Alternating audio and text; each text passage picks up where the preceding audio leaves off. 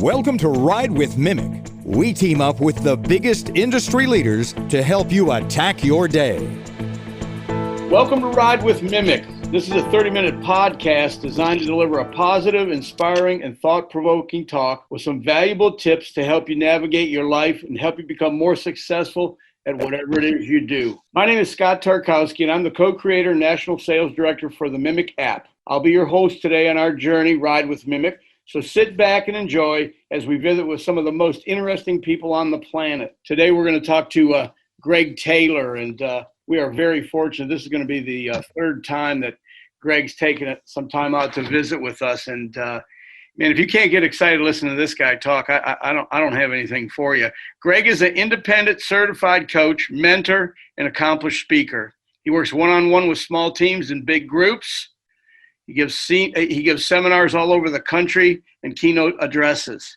He's an accomplished business leader, and in 30 years as a business leader, he's been an entrepreneur and executive in a multi-million-dollar company.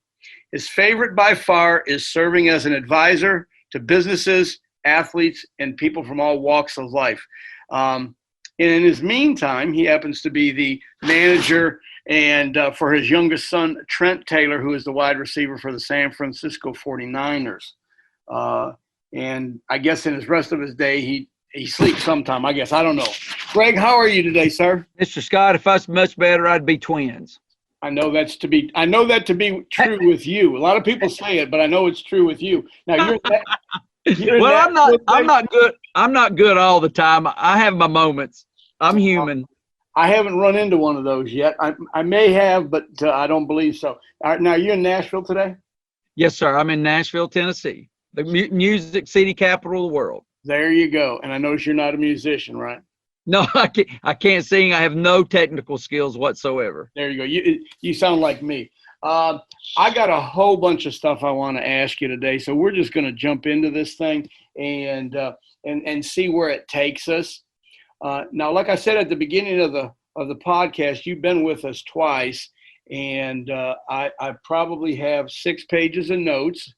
I went back through them today. So I want to start with the first call and something that's very close to my heart. I have this written right in the middle of my dry erase board, and I think a few weeks ago I took a picture of it and sent it to you. Yes, yep. But it says WNST on my board. Why not Scott Tarkowski? And you shared that with us in the first call. WN, why not, and fill in your initials. Tell us how that came about, if you would. Well, that's funny. I just sent that to Trent yesterday before his game, but probably about 4 hours before they played the Arizona Cardinals yesterday.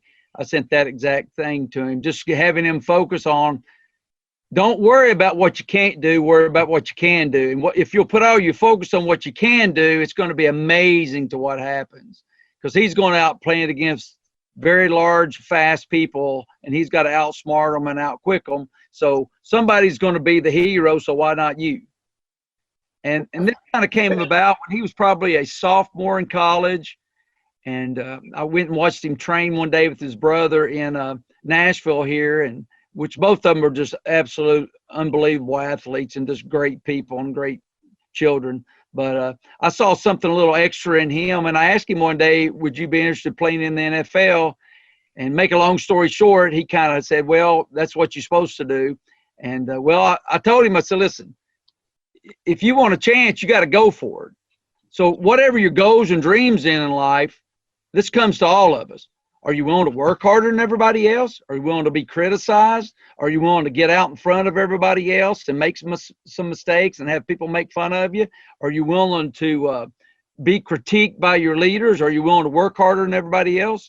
Because somebody's going to own the business. Somebody's going to run the business. Somebody's going to make the sale. Someone's going to take the child that no one can get him to behave proper, and they're going to get him to behave proper. So why not you?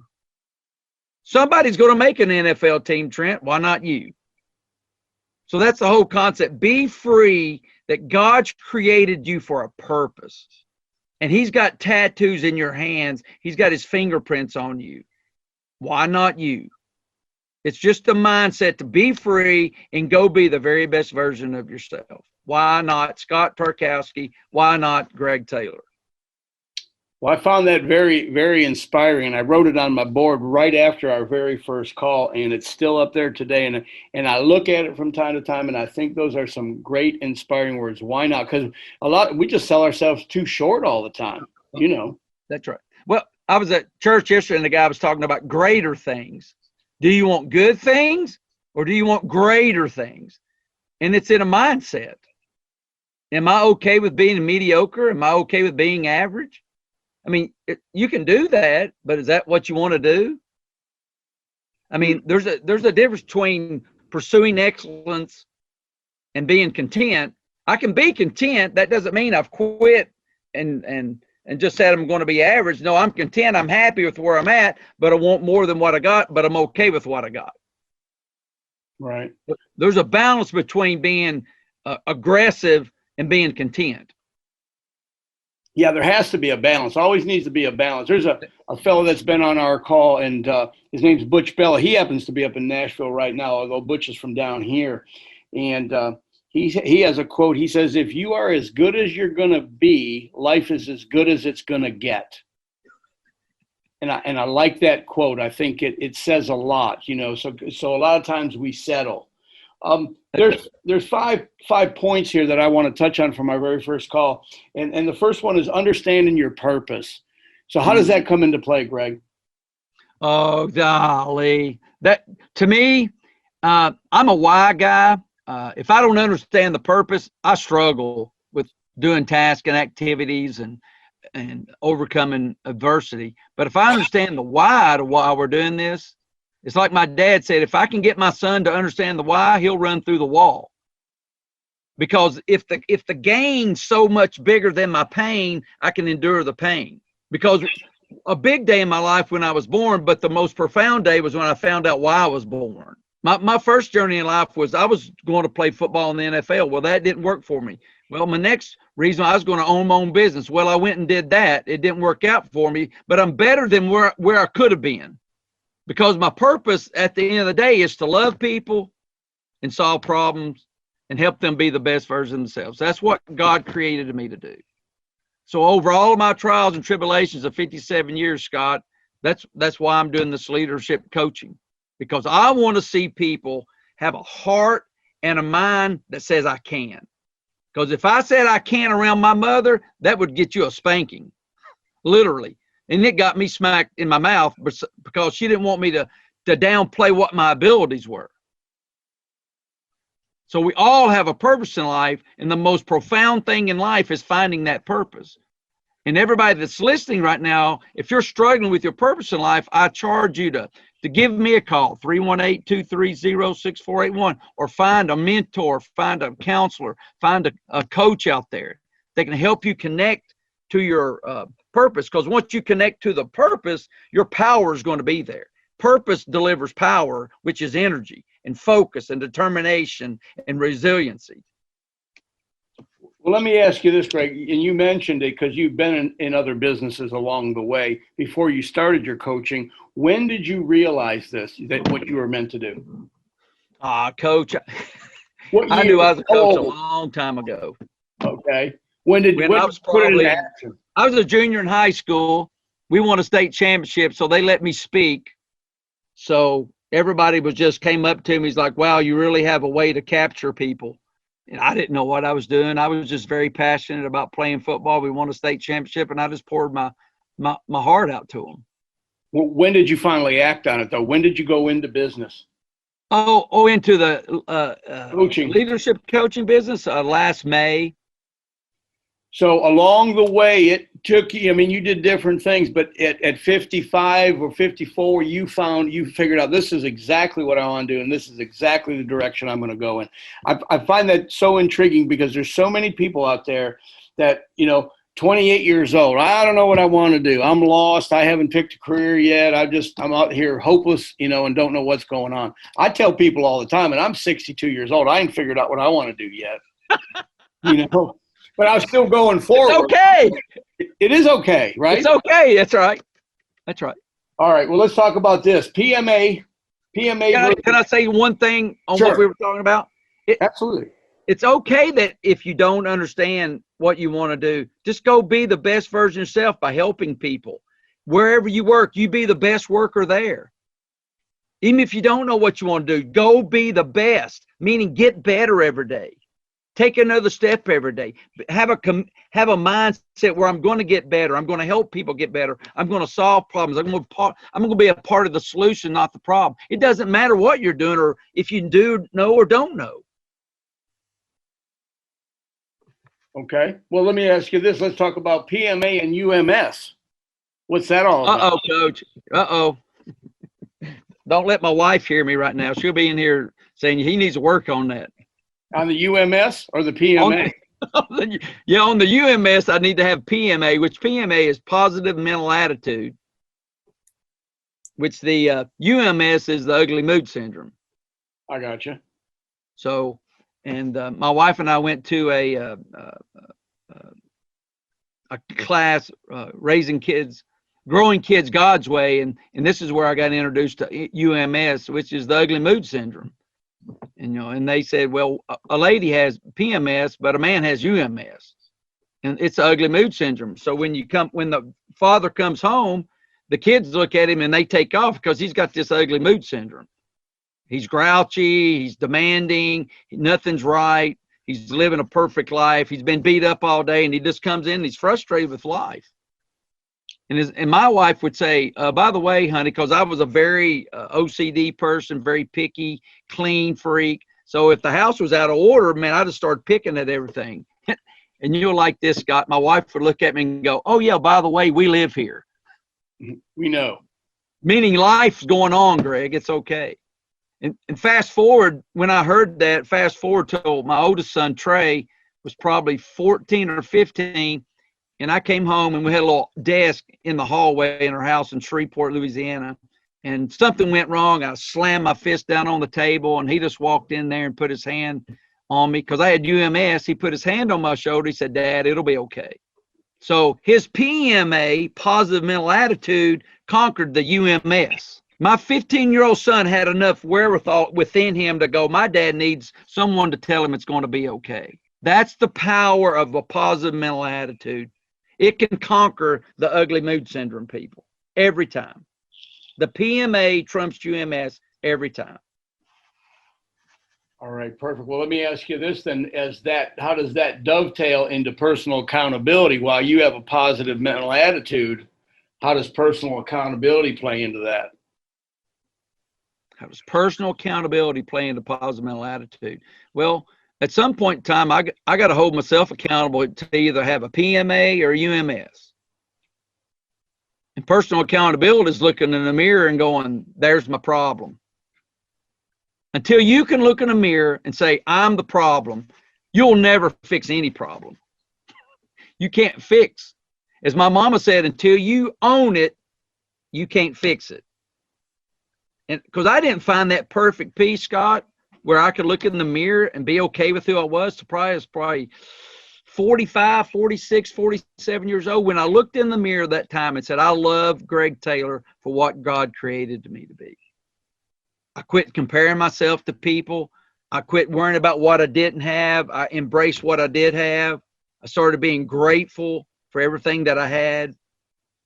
And that's personal accountability. If wherever I'm at, I'm here because I chose to be here through my behaviors and my actions. Nobody put me here. Now, did some people try to hurt me? Sure. But does that matter? No. It's me and the guy in the mirror. I don't remember the words to Michael Jackson's song back in the 80s, The Man in the Mirror. It's a battle with me and the man in the mirror, personal accountability. Because it's one of seeing it, owning it, solving it, and doing it. Me and the man in the mirror, nobody else. That's personal accountability. Gotcha. All right. Well, let me ask you this then. So we go from personal accountability to taking calculated risks along the way. I had a conversation today with my boss, and the conversation was a bit of a calculated risk. But if I don't take the step, then I'll never know, right? That's right. That's right. So I conversation, and I guess it went okay. I still have a job, so I guess it went okay. But you do have to take calculated risk along the way, right? Oh, if you want to live in a free country and you want to have freedom of choice, which is my oldest son would tell me it's the most powerful thing that he has possession of is his freedom of choice. And you just got to take that and go, what's the risk here? And what I do to take a calculated risk, I always go to worst case. There's worst case, medium case, and best case. See, to me, what we're teaching people in America that we make risk based off the best case. Well, you're going to let yourself down every time. You will never get to where you want to be most of the time. But it's the journey. Success is a journey, not a destination. So I always look at best case, medium case, and worst case. And I go right to worst case, Mr. Scott, because if I go to worst case and nobody gets hurt, I'm probably going to roll the dice. But if I make this decision and someone could get hurt, I could lose my job, someone else could lose my job, I might want to get some advice. Right. I might want to go, am I okay with my boss? Is my family okay? How do I work through this? Maybe I need some more information. And then I got to look at worst case, medium case, and best case and figure out, is this worth the pain that I could get? Because I have a finance degree, and there's a technique in finance called the portfolio theory. It's risk return relationships. If my risk is I could lose an arm and I can only make $5, you think I'm going to do that? Yeah, probably not, right? Hopefully. That's right. That's right. But I could potentially lose an arm, but I could make $5 million. You think I would do that? Potentially, right? Potentially. Well, it's based on risk tolerance. Right. Then from a human point of view, it's what's your personality type? So I use a personality test called Path Elements. And because the first step to success is finding out who you are, what type of personality you have. And that's a great step to take, is take the Path Elements test. It's www.pathelelements.com. And it'll tell you if you have fire, if you're fire, earth, water, or wind. Because my personality type is fire, so my risk tolerance is going to be higher. But if someone's an earth, they're a cautious, analytical person, their risk tolerance is going to be lower, correct? Yep. So every personality's got a different risk tolerance. But we still all have to take a calculated risk. Yeah, I know. If that would have said that you weren't fire, I would have disagreed with that study completely. If anybody's fire on this planet, it's got to be you, right? Well, there's some people really a lot more fire than I am in my coaching clientele database. So, okay.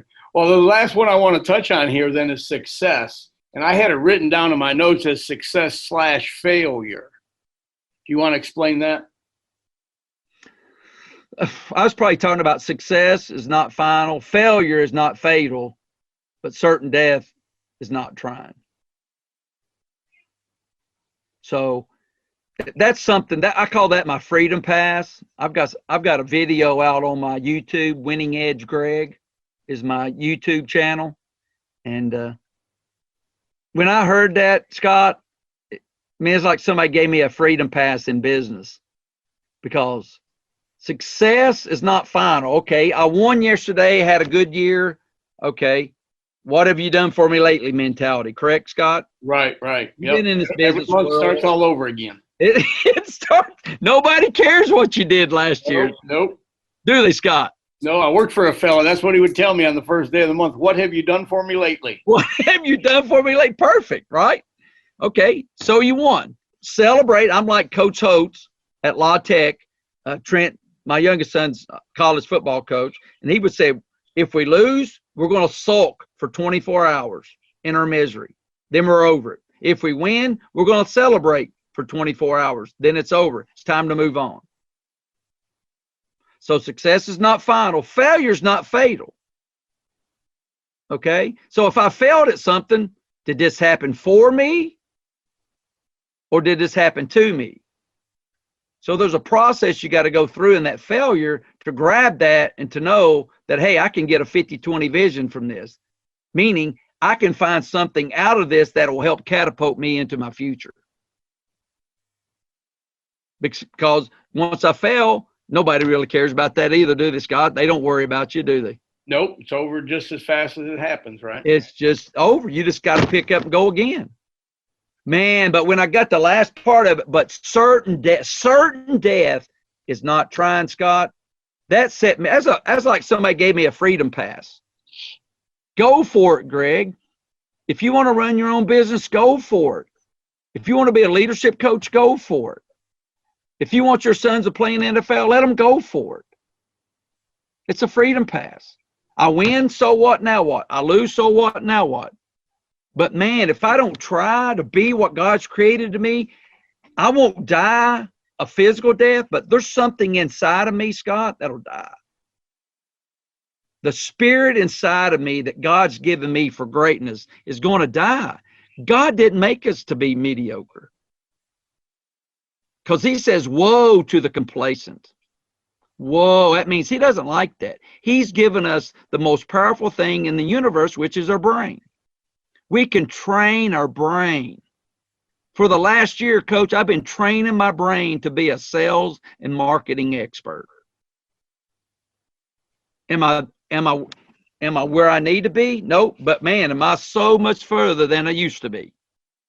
And that piece right there, taking those steps, taking another step, is where you got to get excited about. If I'm at a 2 today, I need to get excited and figure out how I can become a 3 tomorrow.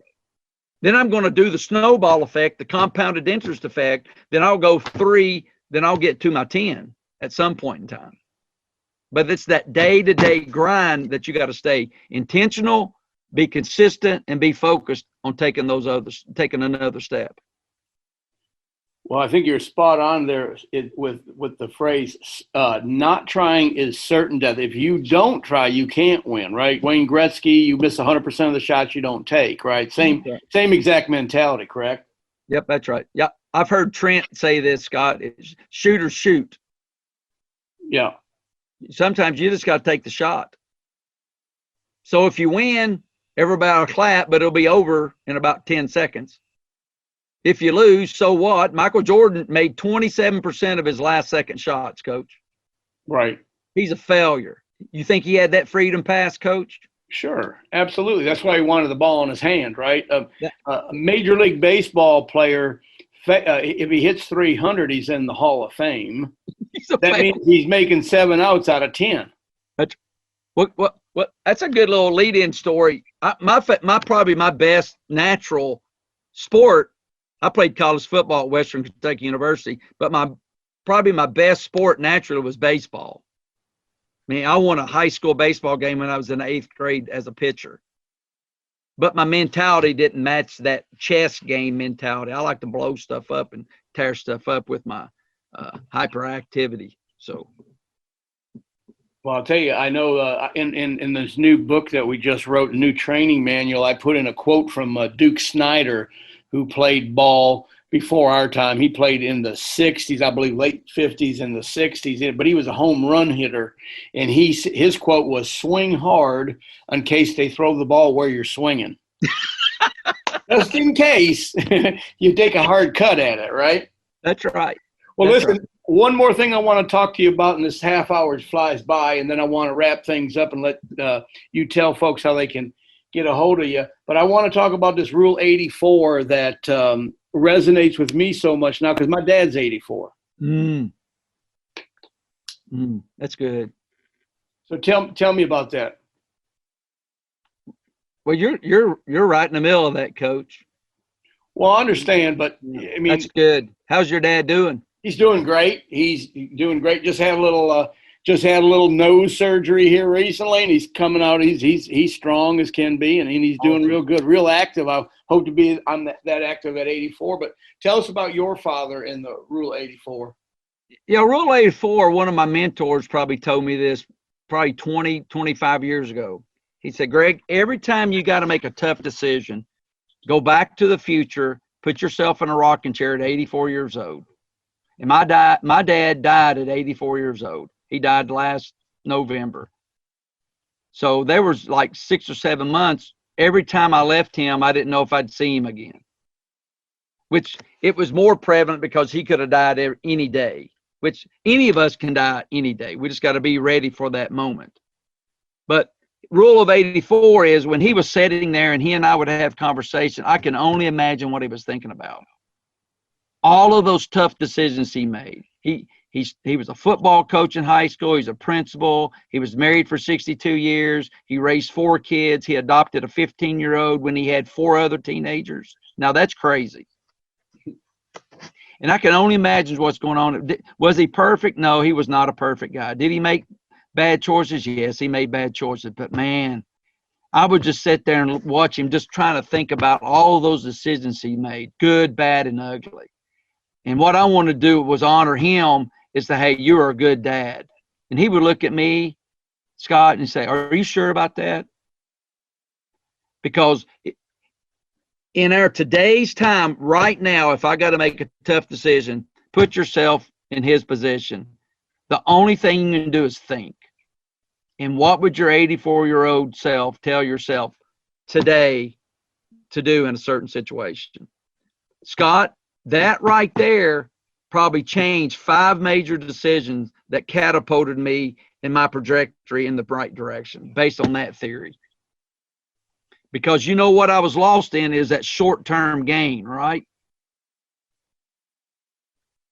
Because if I made my decision this way, that would have gave me more benefit in those first 2 months. But in the 2 or 3, 4 or 5 years down the road, it was more prevalent that I choose the other way. So you got to make the tough choices sometimes, and sometimes that means not doing what's easiest or what you get the most gratification from first, right? Yep. I mean, my mom and dad raised me, and I raised my boys this way. You got to understand a short-term gain could mean a long-term pain for yourself. If I get something short-term, what am I going to have to pay long-term for that? But because discipline's tough and doing the right things are tough. Would you agree, Mr. Scott? Oh, absolutely. Absolutely. Discipline is everything. Discipline's everything. And it's making those tough decisions. Because I used to tell Trey and Trent, do you want to be daddy disciplined or do you want to be self-disciplined? Self-discipline means you're going to go through this pain by yourself because you know there's a bigger reward down the road than you getting out of it right now. So you got to do the work. You got to put in your time. Because I know if you do the right thing over and over and over a consistent period of time, Scott, and you're going to amen this, good things happen to you. Well, I couldn't say it any better than that. We are up against a half hour here, and I didn't even get to a third of the stuff I wanted to talk to you about. But I do want to give you an opportunity to let everybody know how they can get a hold of you. And I will give you this testimony that Greg is currently working with a friend of mine, a really bright young man who had never worked with a coach before and is working with him. And I know for a fact he's enjoying the heck out of it because I see him probably 2-3 times a week. And probably once out of that is 3 times we talk about you. So let folks know how they can get a hold of you or at least see more what Greg Taylor's about. All right, man, I really appreciate you talking with me today, Scott. You always excite me, Coach. You're an awesome dude. You can find me on the web. It's www.findyourwinningedge.com. I'm on all the social medias, Winning Edge Greg on the social medias. My email address is greg@findyourwinningedge.com. My phone number, it's in my pocket all the time, 318-230-6481. Reach out and connect with me. And I have 3 services that I provide: professional speaking, focusing on leadership, leadership coaching. Then I've developed my own leadership training course called Take Another Step System, an inspirational leadership workshop. Let me tell these folks here how they can get a hold of your daily text blast, because I love those. Every morning when I get one, I kind of know when it's coming, and I hear that phone ding, and I grab the phone, and there he is. He's there every morning for me. Yeah, they can just text me their number. Okay. Text me their phone number. Say, I'd love to be a part of your. Text me your phone number and your email address, and I'll hook you up with my weekly fuel as well. Because every morning at 6 a.m. Central Standard Time, I send out a weekly blog. I call it my weekly fuel. Well, I know that I use that kind of as my alarm clock, because I don't really need an alarm clock. I'm usually up by then, but when I hear that ding, if my eyes are still closed, they open up when I hear that. That's what I start my day with. I start my day with some Greg Taylor. Let's go, Coach. You're right. too kind, my friend. You're too kind. Thank you. Well, it's a pleasure talking to you as always. I know this relationship will continue on, and I can't thank you enough for being part of the podcast. And once again, anything you want to say in closing, Mr. Taylor? Oh, I was going to see if I could just say one thing that's on my heart. And, sure. And all the stuff that's going on in our society and the economy, COVID, all this social injustice, all of this political rhetoric. You don't know where the truth is. Where does truth fall? But man, I just want to tell everybody, man, you've been created by a maker that is bigger than COVID, politics, people lying and cheating, social media. You've been created by something bigger than all that stuff. And you're called to do great things in the midst of the storm. You just got to embrace what it is, and you got to know without a doubt that you can win. But you got to do the right things on a consistent basis with intentionality, and you got to be so focused. It's like I tell my sons, you got to have lasers coming out of your eyes of you're doing the right thing every day. And I know great things are going to happen to you because you want greatness because you're here today listening to this podcast. So I applaud you for that. So keep taking those steps in that direction, and great things are going to happen to you. Well, I can't pick a better way to end the show. So Greg, once again, thank you for doing this. Folks, I appreciate you riding with Mimic, and we'll sure to be touch base later on down the road. So y'all go out there and make it a great day. Thank you, Greg. Feeling motivated? Then hit that subscribe button now and get more info at mimictheapp.com.